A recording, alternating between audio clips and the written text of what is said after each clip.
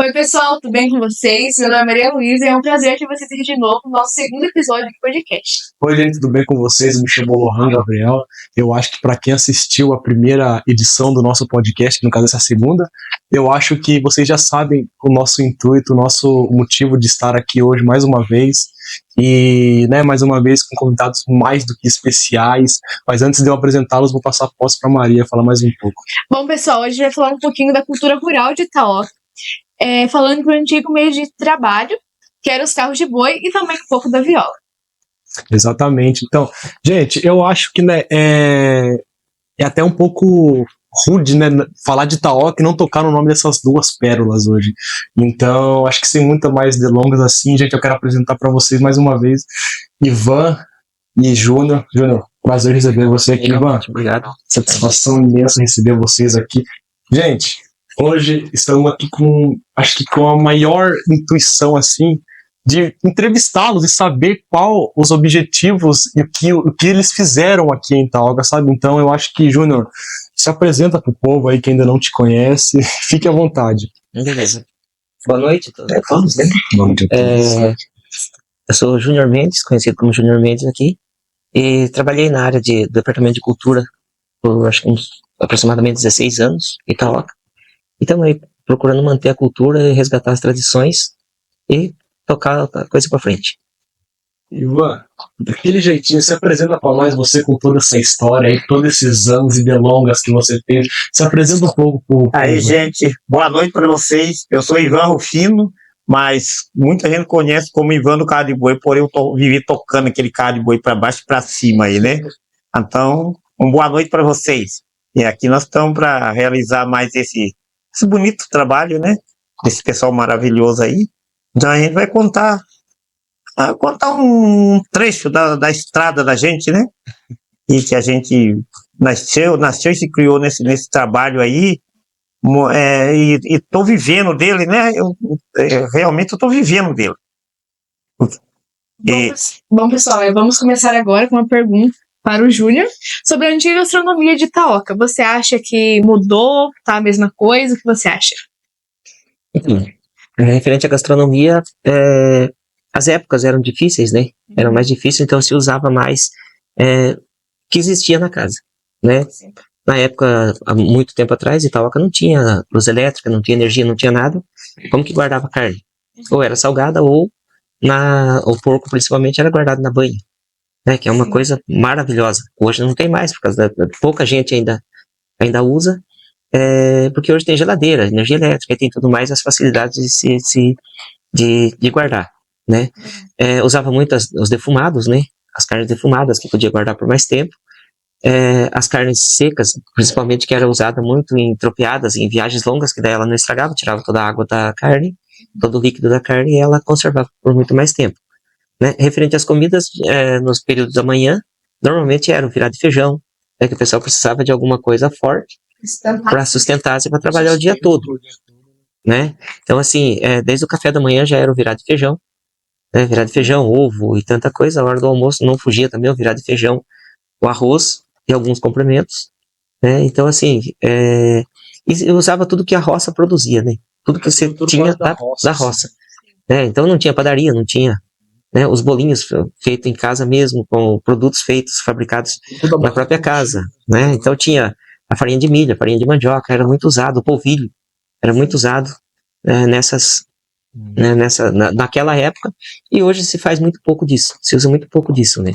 E é uma coisa que deveria ser resgatada, né? Com certeza. Na verdade, eu não digo resgatada porque ela está aí. Ela não acabou. Né? Então precisa ser revista, né? Usar de novo. Eu acho que maneira assim de cultivar, de adubar, todo esse processo assim, ele acho que mudou um pouco durante esse tempo, né? Acho que mudou até bastante conforme a tecnologia veio chegando e no mundo todo, a tecnologia quando revolucionou assim.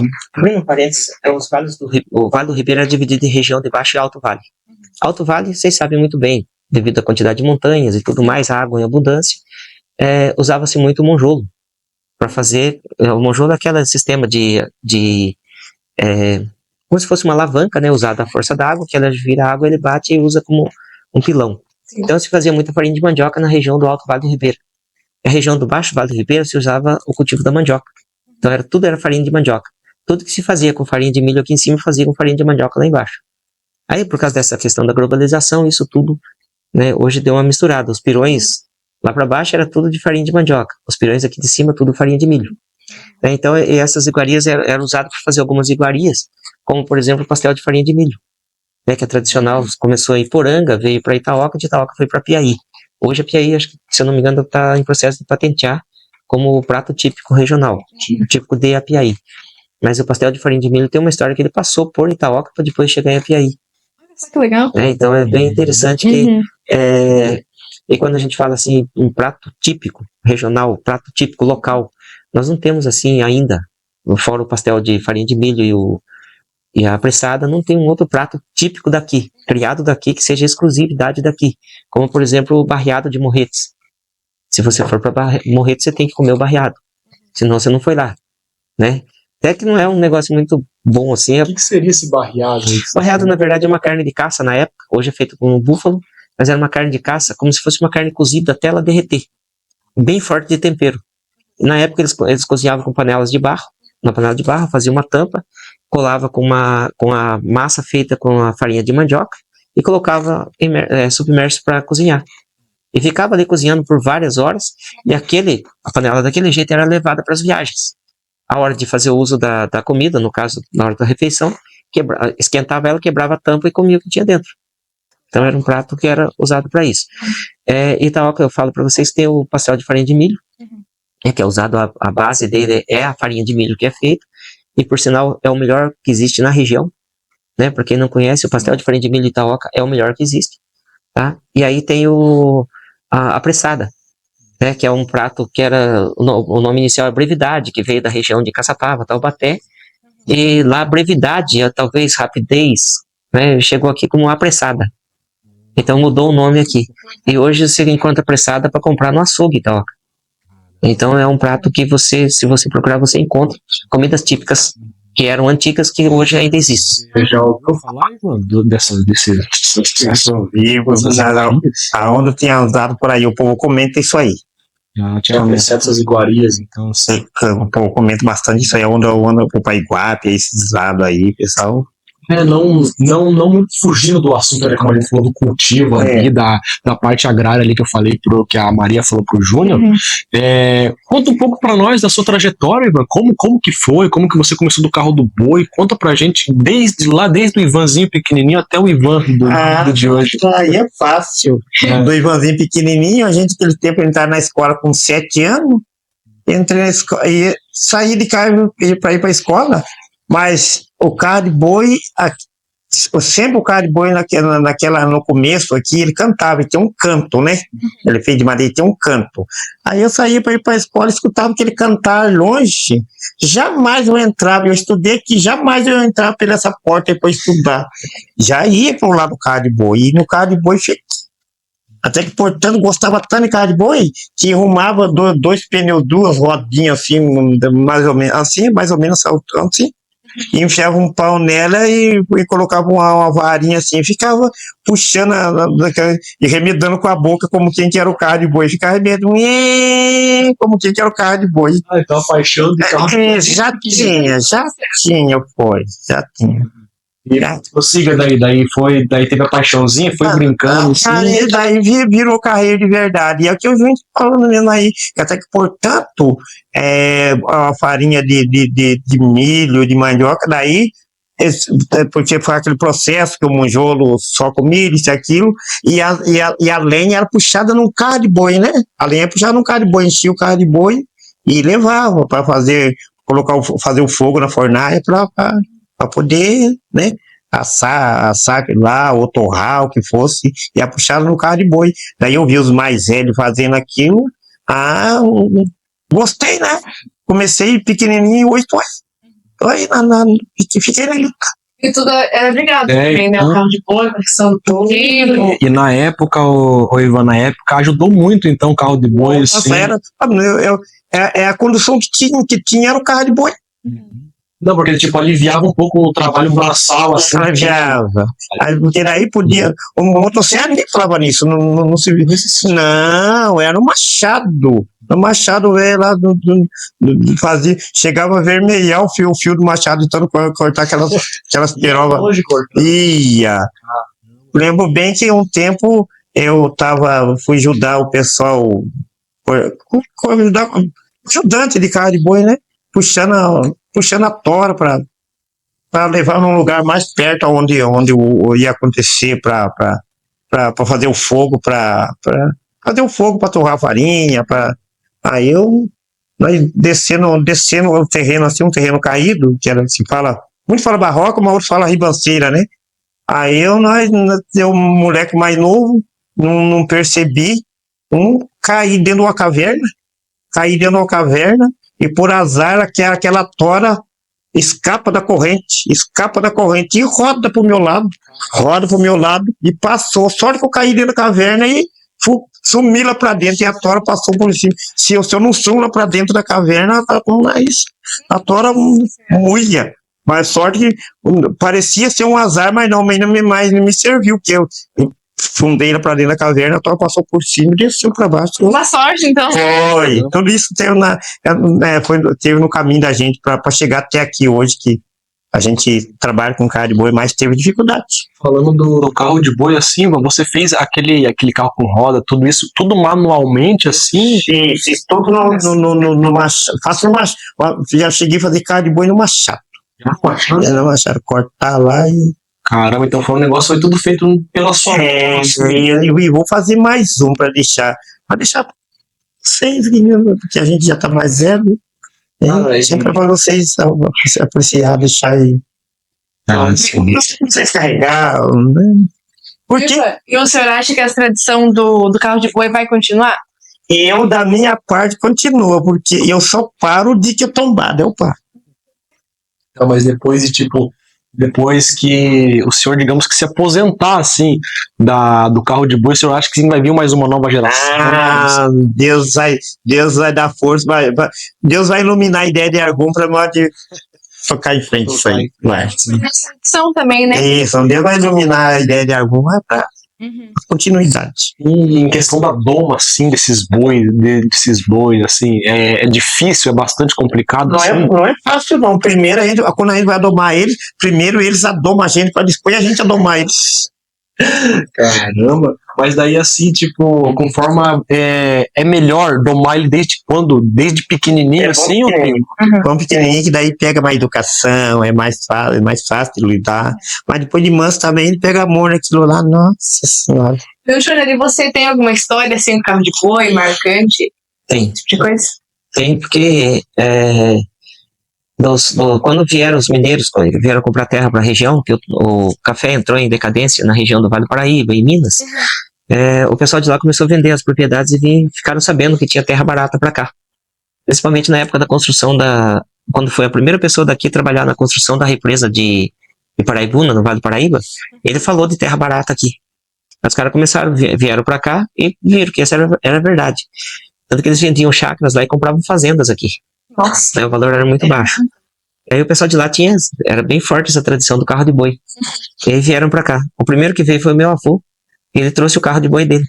E a primeira pessoa que andou nas ruas de Itaoca com o carro de boi foi meu pai. Ele tinha 16 anos de idade. Um mato que foi cortado próximo do cemitério. E ele trazia para entregar a lenha na rua. E o carro já, como o Ivan disse, né, o carro de boi canta. É o canto característico dele. E todo mundo parava na rua para ver o carro de boi passar cantando. Que ela é madeira. Na madeira, quando ele esquenta, ele começa a fazer um som, que é o canto do carro de boi. E aí meu pai, eu era muito pequeno quando eu lembro que meu pai ainda tinha 2 bois de carro. Aí tentou amansar os bois, mas eu não podia nem chegar perto.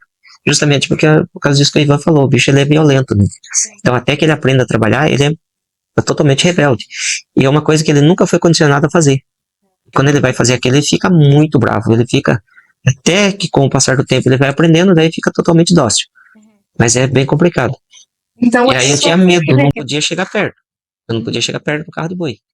E aí depois, quando foi acho que em 2014, eu resolvi apartar 2 bezerros e amancei. 2 bezerros, 2 bois, que hoje a cabeça deles estão embalsamadas de enfeite lá em casa.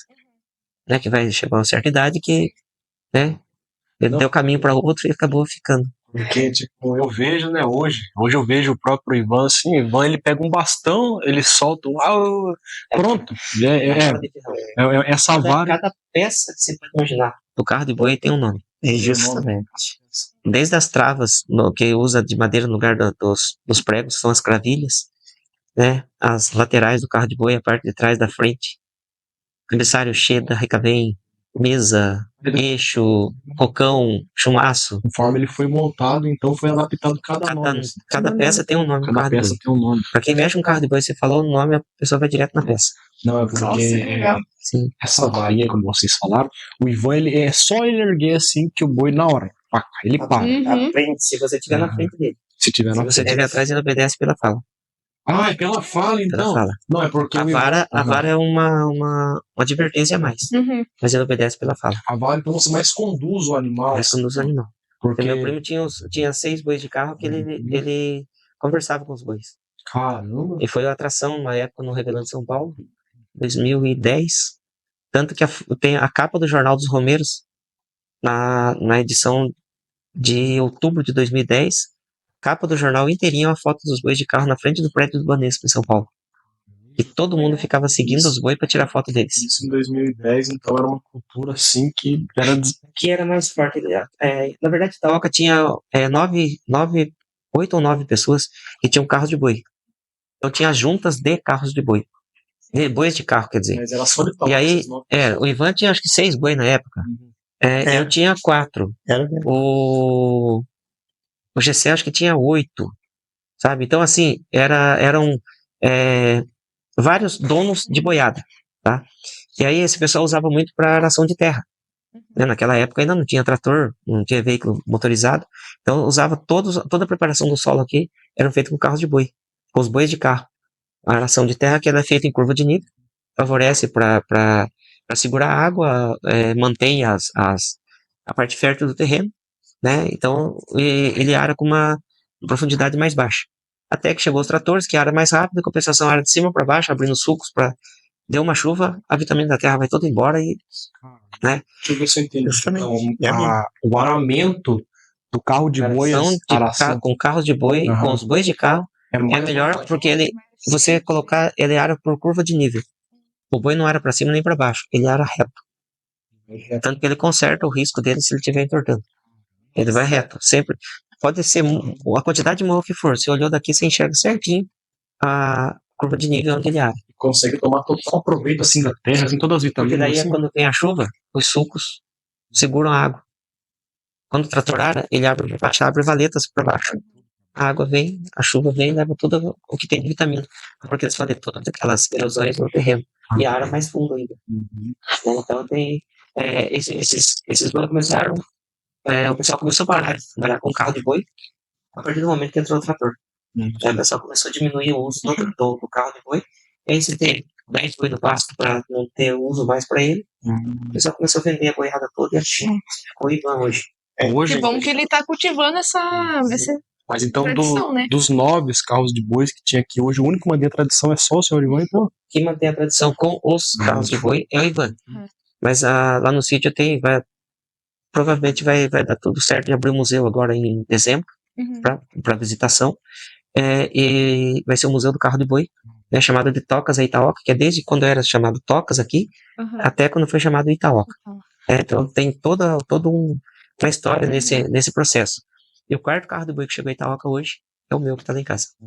O primeiro é o do meu avô, o segundo foi do seu, acho que foi do seu Zé, né? Seu Zé Valério, o terceiro seu Zé Lamberti, e o quarto carro de boi era do seu Zé Ramos, é o que está em casa comigo até hoje. Em perfeito estado. O que te motiva, assim, a usar esse carro de boi até hoje, assim? É amor, assim, ou é gostar, sabe? Gostar de estar junto perto dos animais? O que te motiva, assim, até hoje? Gente, igual no caso meu, eu vivo com aquilo ali, né? Porque eu vendo a terra preta, vendo a lenha, vendo esterco, vendo uma areia. Eu criei um outro tipo de trabalho, né? Sem ser preciso de tomo a terra para mim, para o meu cultivo, eu tomo uma terrinha para mim, para o meu cultivo. Então eu criei outro tipo de trabalho e dá para mim manter eles. E eu também gosto do pessoal que me aprecia de perto, inclusive vocês aqui. Eu gosto. Então, A gente vai tirar foto no carro de boi, Isso, então. pra ver. porque graças a Deus ainda estou tendo a força ainda para estar removendo isso para acabou. Né?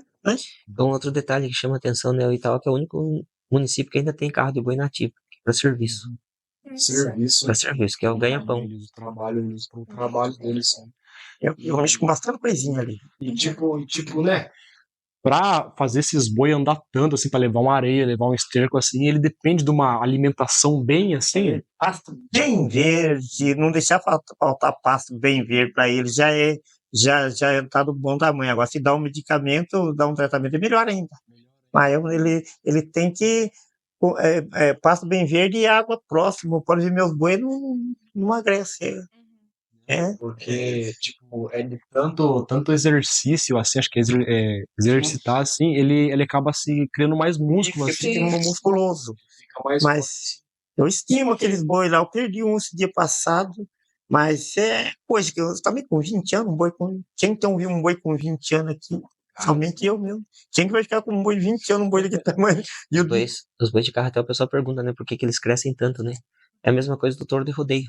O touro de rodeio é bem maior que os outros, Sim. porque ele exercita. E não só os 8 segundos quando ele pula no rodeio, mas ele tem todo um processo de nadar, tem piscina, tem todo um treinamento. Então, quando você treina eles, um exemplo, quando eu comecei a amansar meus bezerros, eles tinham 22 dias. Quando, com 45 dias, eles queriam desmamar os bezerros, que estavam maior que os outros. Então, de pequenininho, ele passou os outros que eram bem mais velhos que eles. Então, eles desenvolvem muito mais. O desenvolvimento dele, assim, por conta desses exercícios aí que ele faz. Caramba, mas tipo, se soltar ele no pasto assim e manter comendo a grama verde, assim, ele cresce, só que ele não vai Ele cresce também, mas não tanto igual aquele que exercita. Uhum. É coisa absurda. Ele, assim, um boi, normalmente, um boi de corte aí, 18 arroba, 20 arroba, quando é muito bem tratado e tem comida muito boa, a não ser o boi de coxo. O confinado é diferente, daí ele não anda, ele vai comer para engordar. Né? Mas o boi criado a regime de pasto, se ele fizer exercício, ele cresce muito mais que o normal. Caramba. Viu, Júnior? Agora a gente vai falar um pouquinho da economia rural de Itaoca. Como você acha que ela se adaptou com o passar dos anos? Itaoca foi um grande produtor de feijão. Né? Todo mundo que fala antigamente, todo mundo falava da produção do feijão. Né? Em 1960, aproximadamente, o governo incentivava o desmatamento. Então, todo mundo que vinha para cá, tipo, derrube, alguma coisa assim, tipo, derrube, plante e desenvolva, né? Então, assim, o que você visse de mato, você colocava no chão e plantava feijão. Então, o pessoal ainda tinha, algumas pessoas, ainda tinham um certo respeito, que eles derrubavam, plantavam, depois deixava aquela capoeira, plantava 2, 3 anos, quando a terra começava a enfraquecer, aquela área era abandonada e abria uma área nova. Né? Então, aquela área ali ficava lá por seus 5, 6 anos, abandonada, se regenerando. Aí eles continuavam plantando nessa, ela enfraquecia, voltava para essa terra e continuava plantando de novo. Então, assim, tinha esse processo que eles e usava roçada, queimada, né? E nunca teve tanto, nunca prejudicou a terra, na verdade. Né? Então, tinha um certo respeito com a forma do plantio, tá? E aí, e todo lugar que você andava por aí tinha as plantações de feijão. Aí tinha as pessoas aqui que tinham os armazéns, os chamados armazéns. Então tinha várias pessoas que eles tinham tipo como se fosse um grande mercado de fornecimento, e tinha as pessoas que eram os plantadores. Então as pessoas dependiam de plantar, e para eles plantarem eles tinham que comer. Então o que eles faziam? Ó, eu vou plantar e eu quero que você me forneça. E como não tinha juro, não tinha correção, não tinha mais nada, então era tudo assim, os caras compravam terreno aqui, com 2 lavouras depois de milho, pagava o terreno.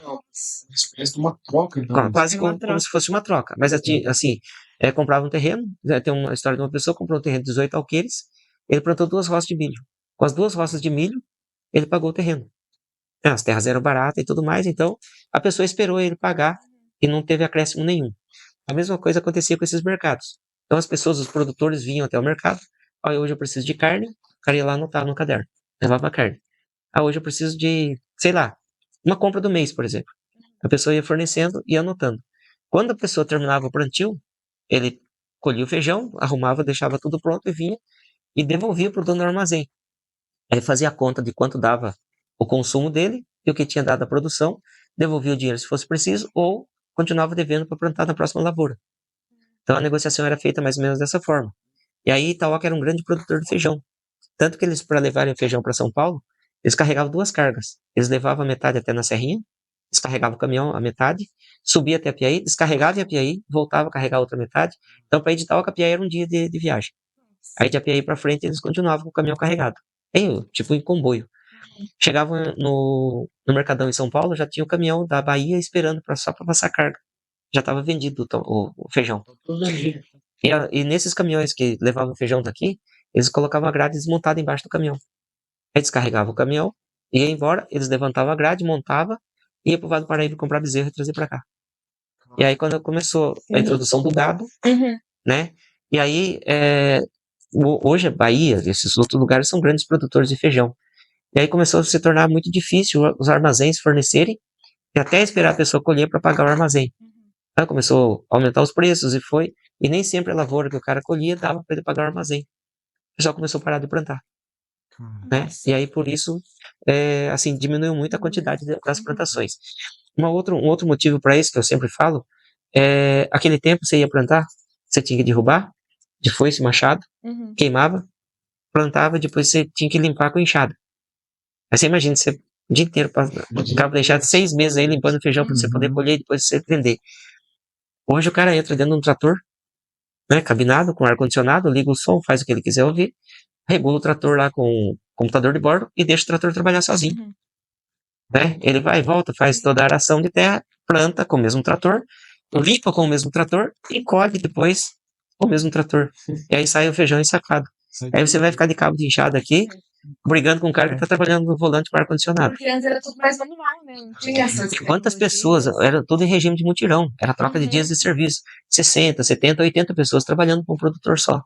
Hoje o cara sozinho planta 50 vezes mais que os caras trabalhavam. Então, assim, é uma competição muito irregular. Muito irregular. E falando de plantação... Até por questão do relevo, né? Também. É uma competição. Planta feijão com espingarda. E falando dessas plantações aí, mano, na sua época, assim, digamos assim, na sua época de auge, assim, quando você tava lá com seu carro de boi, você trabalhou muito com plantação, assim? O que ele tá falando é a verdade, porque eu cultivei muita coisa, arar pros outros, pra mim isso era pouco, vivia o tempo todo arando terra, 2 boi, 4 boi, arar pra um, arar pra outro, daí foi mudando aí. Em plantação, você não chegou a plantar uma mandioca? Muito. Nossa, eu chegava a plantar mandioca assim, daí fazia, principalmente farinha, né? Siga de farinha e vendia no mercado, vendia. Quando a prefeitura, um tempo, acho que era o tempo do José do Carmo Lambert, a prefeitura em frente à casa do Jair Silva ali. Aí eu plantava e vinha ali, tratava e ia na prefeitura, pegava eles embalavam para mim e vendia tudo aquela farinha de mandioca caseira, torrada, daí vendia 40, 50 quilos, tirava tudo lá no... É que tinha um retorno financeiro bom também nessa época. Chegou a ser o seu sustento, assim, tipo, trabalhando com seu Muito, e essa mandioca para levar na raladeira, para ralar, levava no carro de boi, eu levava no carro.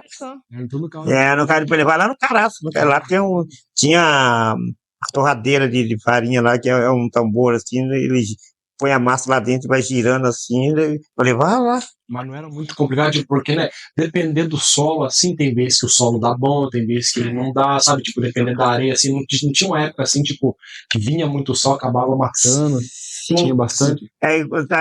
No caso mesmo, sempre eu arei com boi, mas quando eu era com trator, igual você falou aí, vem aquela erosão, acaba com o terreno. Mas eu sempre trabalhei com boi e sempre escolhi cultura boa, sempre levei, tive sorte. Só uma coisa que você falou referente às condições climáticas, né? Chuva, sol e tal. Há uns 20 anos atrás, 15, 20 anos atrás, a gente via, era totalmente diferente. As formas de plantação, o clima, a temperatura, tudo era diferente. Não, porque hoje vem um sol aqui, acho que. Hoje tá muito descontrolado, chuva Isso. demais, sol Sim. demais, seca demais. Então, tipo, uns 20 anos atrás, assim, vocês são mais vividos, assim, uns 20, 30 anos atrás, assim, então o clima era mais, ele é mais, Mais controlado, mais equilibrado, mais assim. equilibrado. Cara. E até hoje, quem planta uma rama de mandioca, eu lembro bem que uma época eu morava no Paulista, colhia 500 quilos de batata doce, vendia todinho. Vendia tudinho. Vendia 500 quilos de batata doce, imagina hoje. É que na época também a turma era uma época assim que a turma gostava de ter aquilo ali por perto. Né? Isso. Tinha muita opção também É. do que de outros meios de você se alimentar, né? Ainda mais do que Pra tinha. ser sincero, tinha produção e tinha, o pessoal comprava. E até hoje, se você tiver produção, o pessoal compra. Compra. Entendeu? Compra. É que diminuiu a quantidade de produção mesmo. O pessoal tá parando de produzir. Isso. O problema é a questão da produção. Infelizmente, o meio rural tá difícil. Uhum. O pessoal tá. Um exemplo que a gente fala é da produção do leite. Em 97 tinha 17.500 litros de leite produzido aqui. E hoje? Né? Eram 2 caminhões para puxar o leite, um puxava do Pavão para baixo, outro lajado para cima. Daqui seguiam para o Paraná para levar. Caramba. 17.500 litros. Hoje está com 1.250 litros por dia. Sério, Não muito. Só para vocês terem noção. Uhum. isso tudo caiu durante. Demais. E em que época assim que era assim, essas 17.500 litros? Assim? Por volta até o ano 2007. Caramba, então. 2007, 2008, eu lembro que quando deu aquela enchente que rodou a ponte, rodou a balsa, a gente atravessava os latões de leite tudo no rio. A gente tinha noção disso, era 2 caminhões. 2 caminhões com sobrecarga. Colocava os tambores embaixo, enchia o tambor em cima, amarrava para depois levar. E sobre pensar, não é algo assim tão velho, né? Não é tão velho. Não, Mas infelizmente a questão de comercialização, tudo mudou, né? Antigamente tinha a Crack que pagava muito bem, era uma cooperativa de laticínios que era excelente. Pagavam, daí a Crack abriu falência. Criaram uma associação chamada Coplar. Abriu falência. Foi para um outro laticínio. O laticínio começou a parar de pagar. Aí você vai produzir para não receber. Entendeu? Então, o negócio começou a complicado, né? entrar em decadência e hoje está nessa situação que está. Estamos tentando reerguer de novo, mas está difícil. Outra tradição que tinha aqui em Itaoca é a questão das cavalgadas, né? Que marcou bastante a cidade. O que você viveu nessa época, assim, que você pode As contar pra cavalgadas gente? hoje são festas comemorativas para juntar o pessoal e relembrar o tempo das antigas cavalgadas. O pessoal usava muito levar porco para Itapeva, tudo a cavalo. Juntava, comprava dos produtores por aqui, juntava inclusive onde é a casa do seu Alcino, hoje ali na esquina, onde era a caixa ali. Bem naquela esquina, aí embaixo era tinha uma tarimba, um barracão alto, tinha uma cerca muito grande, um chiqueiro grande, e tinha um riozinho que passava pelo meio. Aí ia juntando todos os porcos ali, o dia de levar para Itapeva, o pessoal saía com eles tocado a cavalo, e levava até Itapeva. Aproximadamente 30 dias para chegar lá com a porcada.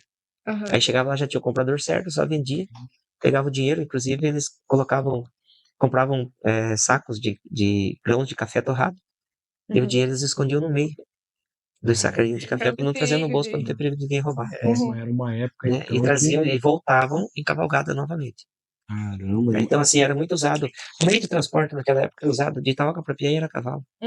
A estrada foi aberta em 55, até então era só cavalo, ou a pé. Sim, Né? mas então, tipo, eles levavam de cavalo daqui lá em Itapeva pra fazer a venda do porco. Pra vender o porco lá. Aí tinha aquelas pessoas como se fossem as comitivas de gado, né? Aí a pessoa que ia cozinhando, cada um tinha a sua função dentro daquele grupo. E 30 dias pra levar? 30 dias. Pra você ter noção, o primeiro dia eles saíram daqui para na casa do Jajal lá em cima. Nossa. Puta, caramba. Mas aquela mata fechada também. Não, né? o porco não pode andar. Se tocado demais, ele morre. Ah, Passinho Já viu de o porco andar? Passinho no porco de Estamaninha assim. Então tinha que deixar ele que andasse por conta dele. e você, mano? Você nunca chegou, você é só o carro de bois e nunca chegou a montar cavalgada? Mas eu acompanho, eu vou em cavalgada assim pra tocar umas modas de viola pro pessoal. Vou, eu Nunca chegou tipo, a montar, a ser montador de cavalo. Assim. Não, eu gosto, eu aprecio. Eu gosto de ver um cavalo bem enseado, um burro. Eu gosto de estar no meio da turma, porque faz parte do meu. Faz parte, porque o carro de boi, faz parte. Então, eu tenho que estar sempre quando pode ver, todo quanto é cavalgada que eu sempre tô ali com a violinha ali, cantando o tordilho negro da turma. O Iba falou, pra quem não sabe, o Iba também ele toca viola. Inclusive, temos aqui Pode pegar aqui, assim, tá bom. Presente CD. CD do Ivan. Isso foi em que época, Ivan, que você gravou esse CD lindo aí? Tá com uns 10 anos atrás já, né? Uns 10 anos. E como que foi o processo pra gravar esse CD aí, Ivan? O homem que deu uma força, ele é de Itararé, ele trabalha na SUSEM.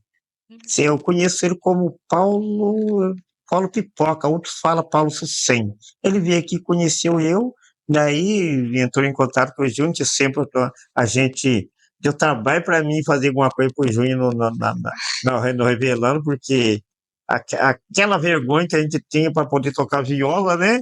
A gente, né? Daí esse homem já tinha conhecimento com o Júnior. Aí conversaram e ajeitaram lá. Levaram para Itararé, eu fiquei lá 10 dias lá, daí saiu esse CD. Então o Júnior tem um papel importante aí. Tudo Tava junto aí. com ele nessa época, então? Tudo isso, da minha parte, não ia dar uma vergonha. A primeira vez que subi num palco para tocar viola, o Júnior levou eu lá no Par da Água Branca, fui tocar viola, abaixei tanto a cabeça que quase enfiei a cabeça dentro do buraco da viola de vergonha. Aí. Mas, né, ô Júnior, conta pra nós também como que foi essa trajetória sua de você e Ivan junto aí. Sempre parceria. Sempre. Então, Ivan, eu lembro que uma vez eu trouxe um curso pra cá, chamado Devaneios de Fernando Pessoa. Aí o curso de teatro, onde o professor veio, trabalhou com todas as crianças, né, ensaiando e tal, e chegou no dia da apresentação, do encerramento do curso, teve uma apresentação. Nós fechamos o clube inteirinho, escurecemos todas as, né, com plástico preto, todas as janelas, todas as entradas de luz, deixamos ele totalmente escuro 2 horas da tarde. E aí as pessoas, na primeira apresentação, sentou todo mundo de frente pro palco, aguardando que fosse vir alguma coisa do palco. E as crianças que participaram dessa formação, eles ficaram andando por dentro pelo meio do público. Eles sentiam uma lanterna embaixo do lado clareando o rosto e fica horrível, né? Uma lanterna clareando de braço para cima. E eles falavam frases de Fernando Pessoa, daqueles devaneios, das loucuras dele. E eu lembro de uma mocinha que ela estava passando perto e ela, perto de onde eu estava, e ela falou: de que adianta eu ter um piano se eu não sei tocar? Mas eu tenho ouvido e posso ir atrás de quem sabe. Cara, aquilo me marcou de um jeito que meu sonho toda a vida foi tocar viola ou violão. Né? E aí eu ouvia falar muito do Ivan, e não conhecia o Ivan tocando viola. E um dia eu tava andando de bicicleta na rua, alcancei ele, indo embora, os bois levando ele embora, porque ele não dava conta de ir sozinho. Bebia bastante. Isso. E o Ivan abraçado na viola. Eu falei: toca, Ivan, alguma coisa aí. E ele foi ponteando a viola e eu fui segurando com a bicicleta no carro de boi, junto com ele, onde ele estava tocando. E aí surgiu a oportunidade nesse evento lá em São Paulo. E eu acabei convidando o Ivan: vamos lá, representando Itaúca como violeiro. E foi. E lá encontrou algumas pessoas lá também que se combinaram muito bem com o Ivan. E aí, desse ano em diante, ele começou a participar e aí nós começamos em todo lugar que conseguia encaixar o Ivan com a viola dele, ele estava tocando. Nossa. E aí ele passou a tocar junto também quando iniciou o grupo do Fandango de Tamancos. Daí que eu trabalhava com o Fandango de Tamancos, não tinha violeiro. Aí o Ivan começou a tocar junto com nós, daí começamos a ir junto, pra todo lugar. Aí você chegava enquanto estava esperando a apresentação, falava: tem um violeiro aqui, deixa eu tocar umas músicas aí. Isso. Como que foi pra você, mano? Foi? Imagina o homem, para começar, pouca leitura, tinha leitura nenhuma para subir, andando, quantos palcos importantes não subi nele por aí, só agradecer a Deus e meus bons companheiros, viu? Já subi em palco muito importante aí, Campinas, Parque da Água Branca em São Paulo, inclusive estive em Barreto, negócio foi uns 3 ou 4 vezes. Então, muito bom demais para mim, muito gratificante. Nossa, e fui recebido por muitos violeiros bons. Nossa cultura aqui de Itaúca também, né? Isso. Representar. Isso para mim muito grande. Nossa. Das primeiras vezes, como que era, assim? A gente se criado nesse mato por aí, só acostumado a bater, acostumado a viver no mundo só nesses matos. Quando o bicho pegava uma galinha que era no terreiro, a gente batia palma para cachorro ir lá dançar no bicho, né? Aí quando eu toquei primeira vez no Parque da Água Branca, que o povo bateram palma pra mim, eu só saí correndo de cima do palco, pensando que o povo tava testando cachorro de mim. Vai complicar. É bastante gente, assim, que vai nesse tipo de apresentação, assim, aí você carregando toda a cultura de Itaúga, assim, então aquilo foi ali ótimo pra mim. Foi. Até que eu acostumasse, mas hoje eu agradeço. A gente tem tem muita gente boa que conhece a gente por aí, nossa. Então, ô Júnior, eu fiquei muito pesquisado sobre você, cara. Fiquei sabendo dos negócios, assim, se você pegar uma montada de boi aí, num tempo atrás aí, cara. Você poderia falar um pouco melhor pra gente aí? Tá. Viva a gente fez essas, né? Uhum. Eu toda vida gostei, toda vida mexi com isso. Trabalhava com doma de cavalo desde 8 anos de idade. Né? Cavalo, burro, essas coisas todas. Ensinava, adestrava também. Né? Não só montava, como ensinava a deitar, fazia várias, né? Condicionava ele a fazer várias, aquilo que você queria, uma apresentação, alguma coisa assim.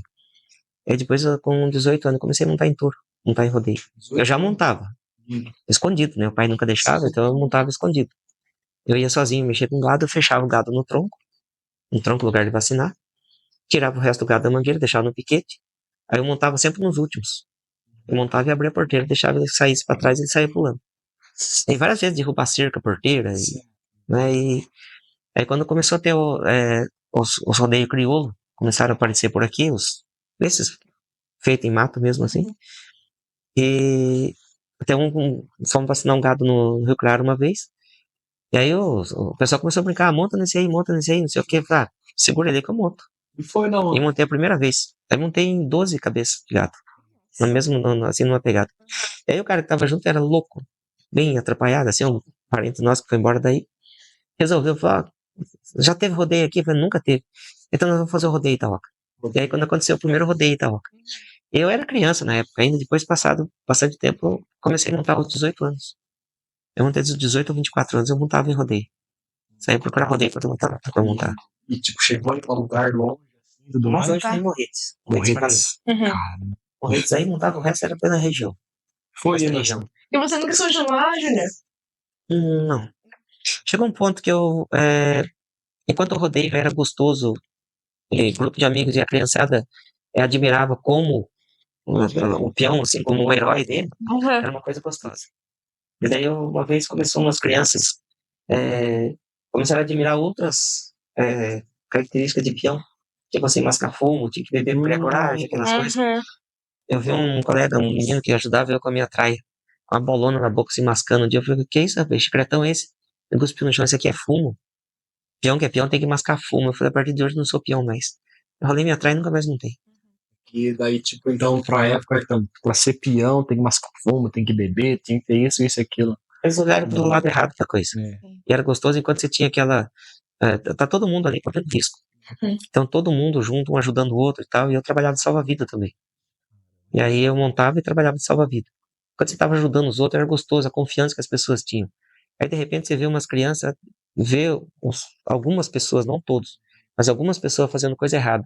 E segue por aquele lado, eu falei, pra mim não serve mais. Influência, né? E daí você tendo que levar essa má influência. E tudo juntou, que quando nasceu meu primeiro filho, eu levei uma coisa no nariz, quebrou meu nariz, daí ele tinha 22 dias de idade, eu falei, quer saber? Chega, Pra mim já deu.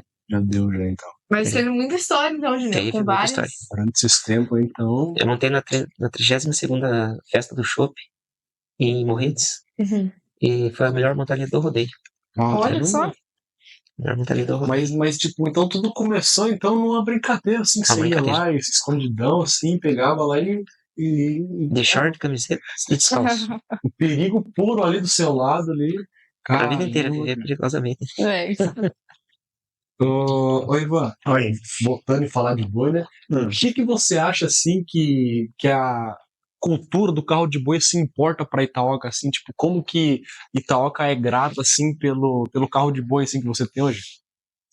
No meu caso, me sinto muito bem, porque eu sei que o povo, maioria me dá valor naquilo lá. Eu reconheço, sim. Porque hoje, na atualidade, o senhor é o único que está nessa. E por ser o único, mas eu agradeço primeiro a Deus e quem os mais velhos, Eu ainda trabalhei com o boi do Júnior, esses boi que ele mostrou, eu trabalhei com os boi dele, Nossa. né? Então, eu trabalhei com os boi do tio dele, uma coisa meio em grupo.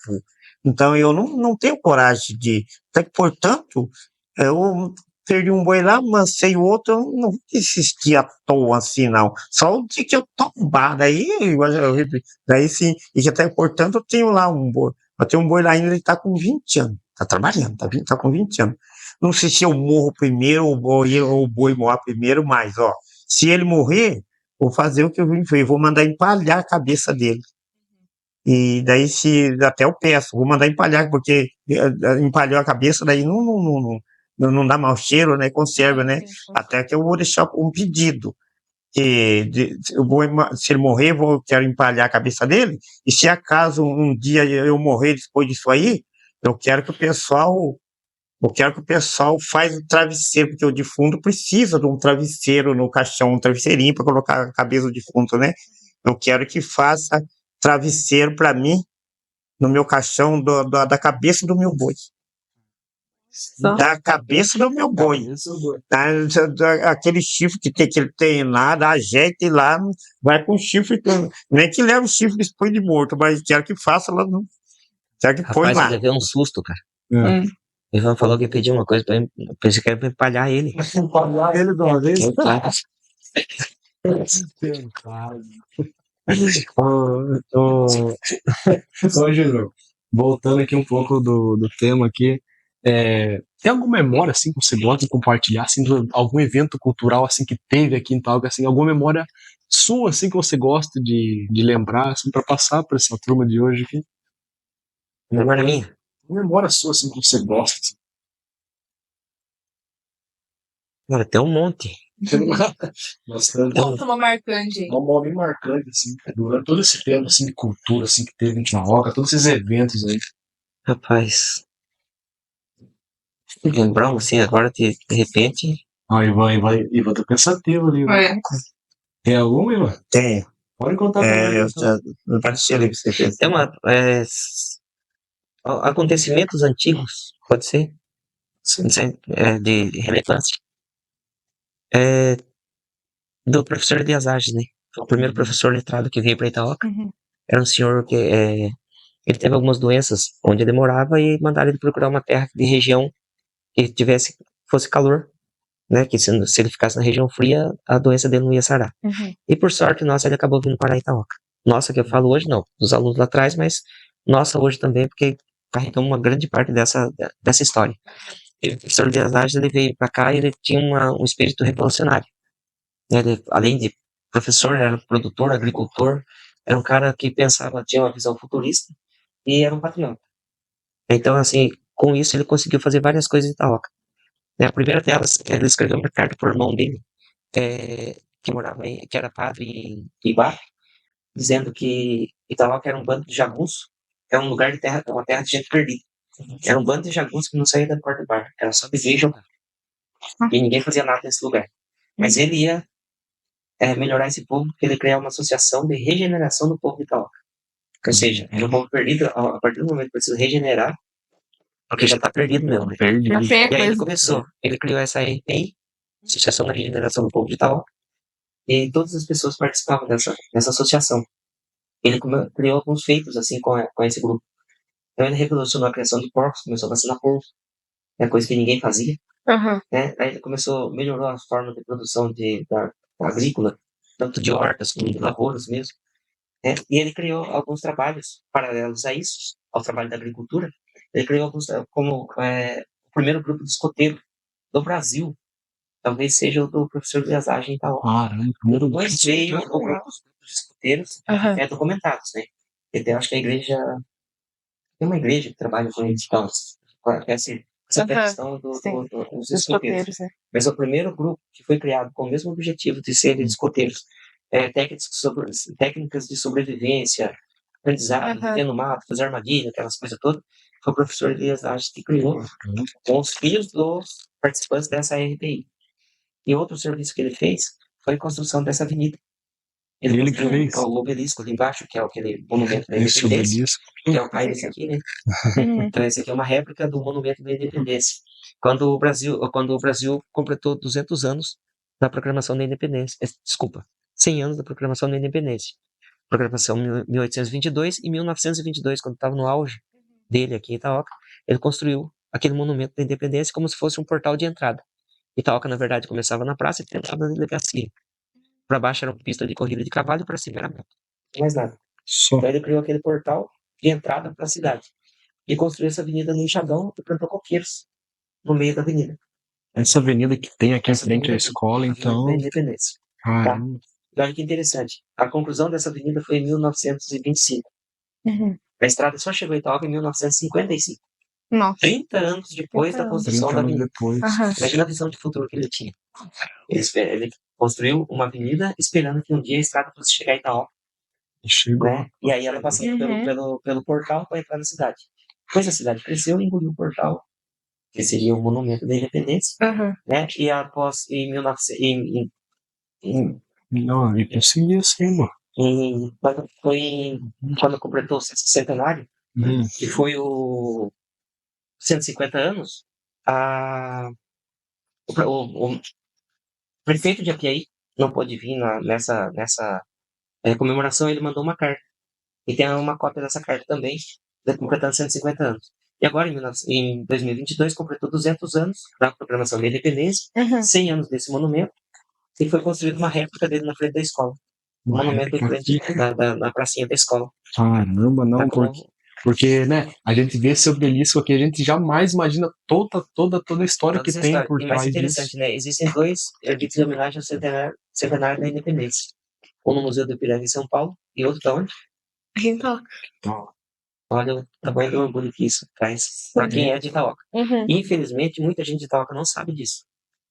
Então, deveria todo mundo estudar sobre a história disso E aqui agora muita gente valorizar vai isso. saber, né? Com Muita certeza. gente sabe. Aí E passa. não só pessoas de Itaú, como pessoas de outros lugares que estão nos assistindo e vão entender mais um pouquinho da nossa cultura. Aí passa. Com certeza. Meu Júnior, outra coisa que eu queria perguntar pra você é sobre a tradição de você levar o fandango de tamanco pros outros lugares.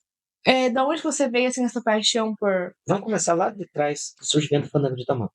O fandango de tamanco é uma dança que surgiu da passagem dos tropeiros pela região. Eles passavam levando gado, cavalo e tal, as tropas, para Barretos, Sorocaba, esses grandes centros de negociação. O pessoal do sul passava pela região.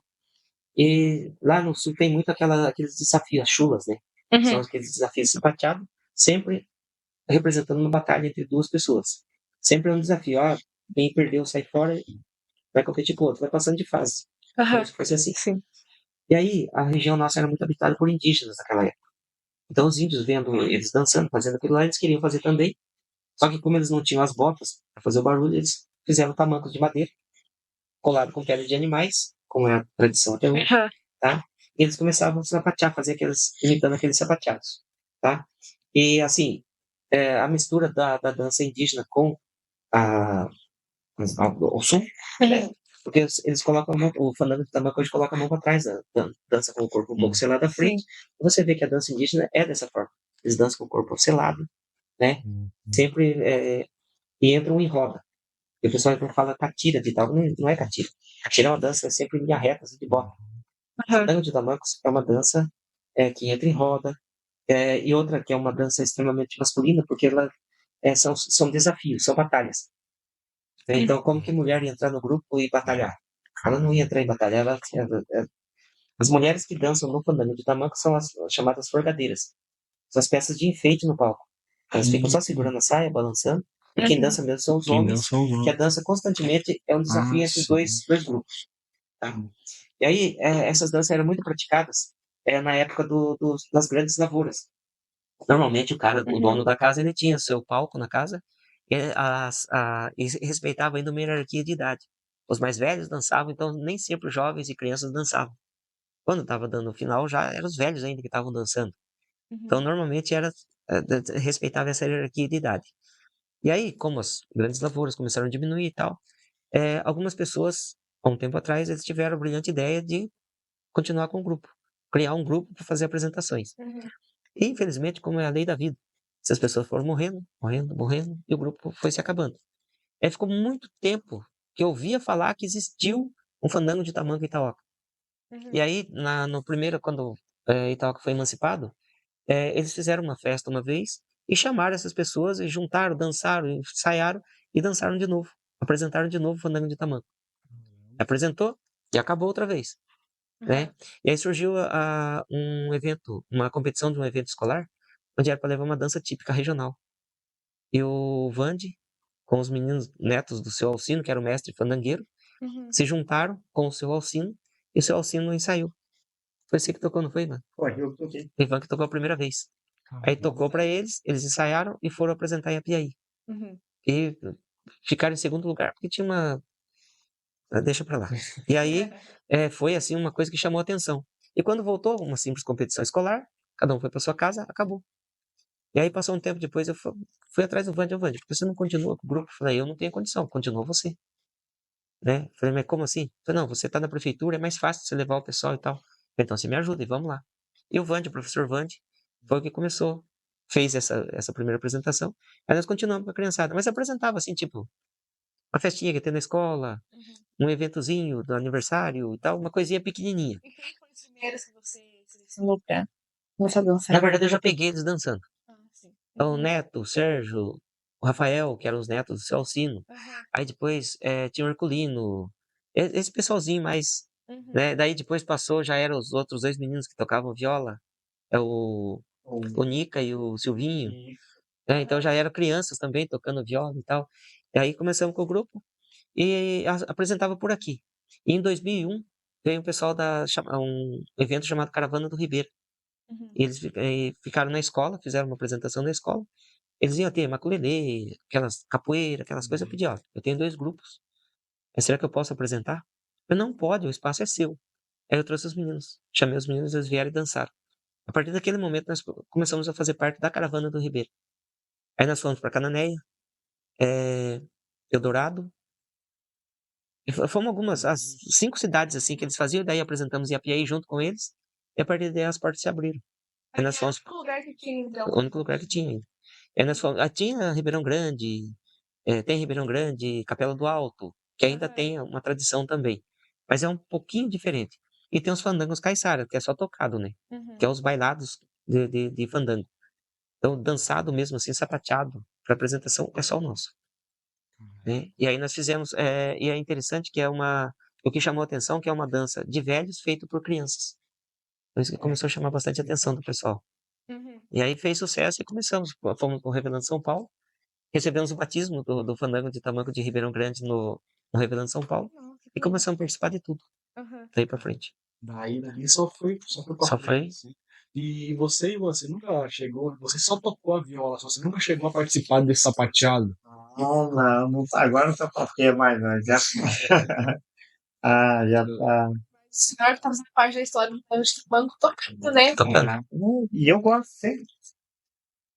Tem quantas vezes, né? Com grandes atrações, assim. Nós fomos selecionados para apresentar na segunda-feira, Feira Nacional de Agricultura Familiar. Foi em Florianópolis. Florianópolis. Caramba. Então, mas depois, né, de todas essas culturas assim, vocês se sentem assim fazendo parte de Itaoca, assim, vocês se sentem bem lisonjeados assim pela construção, tudo que vocês construíram dentro de Itaoca? Muito bem recebido. Muito bem recebido. Olha, não. E bem viajado, e umas viagens saudáveis, junto com o Rio. Foi para bastante lugar, então. Nossa. Passei por aí parecendo gente. Viu, pessoal? E agora a gente tem um quadro aqui no nosso podcast que se chama o Momento da Curiosidade. Nada melhor que o Júnior pra falar curiosidade de Itaoca pra gente, né? Você pode contar alguma, Júnior? Posso? Sempre qual delas? Puxa. Modéstia à parte, vamos lá. Então, tem uma coisa legal que a gente sempre estudou nos livros de história. É sobre o povo do período paleolítico, neolítico, o povo da Idade da Pedra, 8, 10 mil anos atrás, né? E a gente imaginava, eu ficava estudando aquilo e imaginava na África, imaginava em tudo quanto é lugar. Fora do país, né? Fora do país, óbvio, longe daqui. E aqui no Pavão nós temos, na casa onde a dona Anitta, lá no Pavão, uma oficina lítica. É o lugar onde tinha as pedras de sílex, né? Aquelas pedras, algumas pessoas chamam de pedra de fogo, uma pedra um pouco amarelada, e com uma técnica que só aquele povo tinha, você ia batendo, ela quebrava no formato de pontas de flecha, ferramentas de corte e tudo mais. E, né, por ter essa oficina lítica, todo o material pesquisado, encontrado nos sambaquis, que são o pessoal tem o costume de chamar de sambaqui de cemitério de índio, mas é um lugar onde o povo pré-histórico depositava seus restos, né, tanto com ossadas, pessoas mortas e tudo mais, como o resto de alimentação, né, e as ferramentas também, com certeza, iam junto nessas, Sim. tá? Então, as pontas de flecha encontradas na região de Tararé, a Eldorado, foram cientificamente comprovadas que foram tiradas aqui do Morro da Dona Anita, tá? E existem vestígios que pedras encontradas na América do Norte saíram daqui, tá? Meu Então Deus, tinha, aquela imagina. época ainda tinha as trilhas do Piabiru, né, o que ligava o Oceano Atlântico ao Pacífico. Então o pessoal usava essas trilhas e tal, e as pedras eram objetos de negociação. Essas ferramentas eram objeto de negociação, né? Então assim, essas pedras foram para tudo quanto é lugar. De que forma? Nenhum ferreiro resolveu, nenhum artista resolveu ir lá e esculpir pedra, né? Então esse era do povo desse período, né? E já foram encontradas ossadas no Vale do Ribeira, datadas de 6.500 anos. Então aonde que esse povo viveu? Aqui. Nossa, que ótimo, verdade, né? Então essa é uma coisa legal. Riquezas que a gente Muito encontra E em livro aqui. de escola você nunca encontra. Eu Uhum. garanto que todo mundo já estudou aqui em escola Zumbi de Palmares. Quilombo de Palmares e Zumbi de Palmares.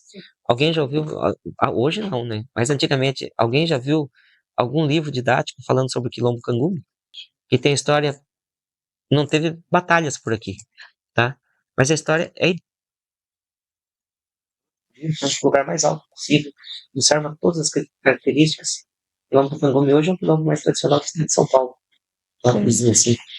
Não dá acesso ao bairro, o nome do quilombo, os planos de vivência deles.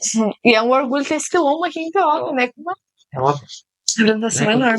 Quando você fez a pergunta, como você se sente fazendo parte dessa história? Aham. Você fica até um pouco desiludido por mais pessoas não se interessarem por isso e não procurarem. Uhum. Tem hora que eu me sinto um velhinho sentado contando história para criança. São riquezas assim Mas, que. quem quiser ajudar em pesquisa, alguma coisa assim. Uhum. E agora, como esse podcast é uma maneira de mais a gente conhecer um pouco da nossa história, preservar também as culturas, as histórias que você vai contando, a gente vai aprendendo, né? Então, gente, eu acho que, né, chegamos a mais um final do nosso podcast. Eu agradeço a todo mundo que assistiu até aqui agora. Temos lembrancinhas aqui para os nossos convidados. Foi um prazer ter vocês aqui. Cortesia para vocês. Seu Ivan. Obrigado. Gente, eu acho que, né, e... Pode mostrar para turma. Gente, e eu acho que nada melhor de encerrar esse podcast com uma moda de viola do Ivan, né? Porque é a cultura pura, assim, que Talca carrega até hoje, assim. E, né, pedir pro Ivan dar uma palhinha daquele jeito lá que ele sempre sabe, né? Aí, ó. É ou não é, seu Ivan? Tomar um café com leite quentinho. Por favor, minha amiga. Inclusive, essas canequinhas, esses copos que a gente está usando também é do ateliê aqui de Itaota. Né? Vocês são convidados a conhecer também. Primeira música que você tem, tirar o nome Vale do Ribeiro. Tem água limpa nos riachos e na cascata. Tem tanto bicho que até onça dá pra ver. Tem esse rio caudaloso que até canta. É o Rio Oliveira, você tem que conhecer. Tem esse rio caudaloso que até canta. É o Rio Oliveira, você tem que conhecer.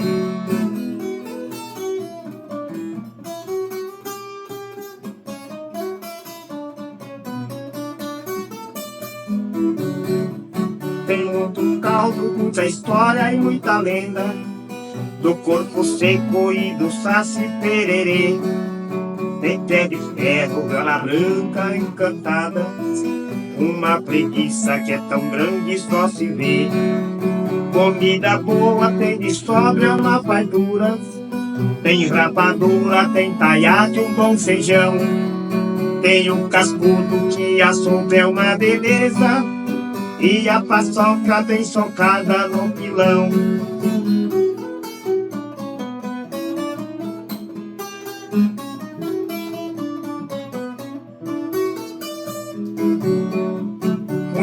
velha que de tanta nem se conta. Tem a da Santa e outra do Caramunhão. Uma andorinha só Deus sabe onde termina. Um varadouro onde freita o ribeirão. Se depois disso você acha todo feio, e o estrangeiro que você tem que conhecer, só peça a Deus que ilumina a vossa ideia. Ainda dá tempo de você se arrepender. Só peça a Deus que ilumina a vossa ideia. Ainda dá tempo de você se arrepender. Parabéns, Ivan.